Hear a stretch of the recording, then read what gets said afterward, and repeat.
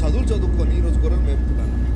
ఇంత ఉన్నత స్థాయిలో అమెరికాలో, యూకేలో చదువుకొని ఈరోజు వచ్చి పశువులు గాయాల్సి వస్తుంది ఏంటి? ఒకవేళ ఆ స్థానంలో మనం ఉండి ఎలా ఊహించుకుంటాం? నేను ఎక్కడ ఉండాల్సిన వాడిని, ఎక్కడున్నాను, నా బతుకులా అయిపోయింది అని ఎంతో కృంగిపోయే పరిస్థితి. అయితే దేవుడు కొంతమంది జీవితాలలో ఈ పరిస్థితులను అనుమతినిస్తాడు. ఇది ట్రైనింగ్లో భాగమే తప్ప దేవుడు నిన్ను నశింపజేయడానికి కాదు. దేవుడు నిన్ను కేర్ చేయట్లేదు అనుకోకు. దేవుడు నిన్ను నిర్లక్ష్యం చేస్తున్నాడు అనుకోకు. ఇది నీ శిక్షణలో భాగము. దేవుడు నిన్ను ఒక గొప్ప పాత్రగా వాడుకోవాలంటే నీ లోపల ఏమేమి కల్మషాలు ఉన్నాయో, నీ లోపల ఉన్న ఆవేశాన్ని తగ్గించాలి. కొంతమందికి ఆవేశం మామూలుగా ఉండదు. ఆవేశం, నీకు ఆవేశం ఉంటే సేవకు పనికిరావు. ఉద్రేకాలు అధికంగా ఉంటే దేవుని సేవకు పనికిరారు.